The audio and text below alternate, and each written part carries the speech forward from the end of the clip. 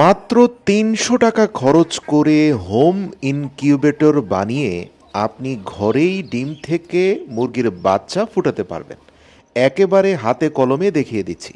বাণিজ্যিক বড় প্রতিষ্ঠান অত্যাধুনিক হোম ইনকিউবেটর দিয়ে হাজার হাজার মুরগির বাচ্চা ফোটায় ডিম থেকে, কিন্তু বাসা বাড়িতে যারা ঘরোয়াভাবে মুরগি লালন পালন করেন তাদের জন্য এই প্রক্রিয়াটি অত্যন্ত সহজ এবং সুলভ। শুরুতেই এরকম একটা কাগজের বাক্স সংগ্রহ করুন।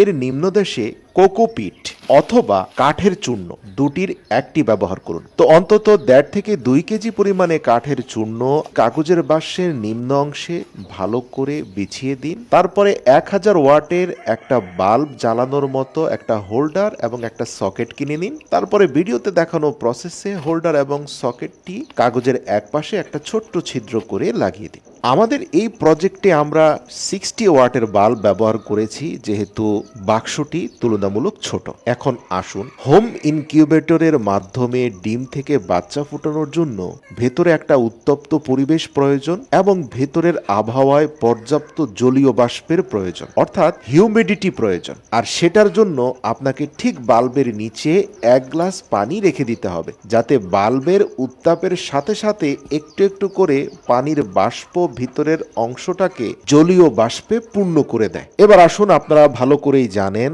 বীজ ডিম হতে হবে স্বাস্থ্যকর, অর্থাৎ ন্যাচারাল উপায়ে যে মুরগিগুলো ডিম পাড়ে মোরগ মুরগি একসাথে থেকে, সেই ধরনের ডিমগুলো আপনাকে সংগ্রহ করতে হবে। তো এবার এখানে দেখতে পাচ্ছেন ৩০টি বীজ ডিমকে স্কোয়ার শেপের বাক্সের মধ্যে কিছুটা ফাঁকা করে এদিক সেদিক ছড়িয়ে ছিটিয়ে রাখা হয়েছে। মনে রাখবেন, কিছুটা ফাঁকা স্থান আপনাকে রাখতেই হবে, একেবারে ভরাট করে ডিম দেওয়া যাবে না। ব্যাস, ডিমগুলো ভালোভাবে দিয়ে সকেটের সাথে কানেকশন দিয়ে লাইটটা জ্বালিয়ে দিয়ে উপর দিয়ে বাক্সটার ঢাকনা লাগিয়ে দিন। মনে রাখবেন, প্রতিদিন ২ বার করে এই বাক্সটা খুলে ডিমগুলোকে একটু উলট পালট করে দেবেন। এভাবে প্রথম ১৮ দিন করতে থাকবেন। সেটা কিভাবে করবেন আপনারা ভিডিওতে দেখছেন। ডিমগুলোকে ধরবেন, একেবারে যে প্রক্রিয়া ছিল তার উল্টো করে প্রত্যেকটা ডিমকে এভাবে করে দিবেন। এতে কি হবে, প্রত্যেকটা অংশে হিউমিডিটি পৌঁছাবে। এর ফলেই কিন্তু ভেতরে আস্তে আস্তে জার্মিনেশন হবে, ভবিষ্যতে ডিম থেকে সুস্থ বাচ্চা জন্ম নেবে। আরেকটা বিষয় বলে দেই, এগ ক্যান্ডেলিং করবেন ১৮ দিন পরে। মানে হচ্ছে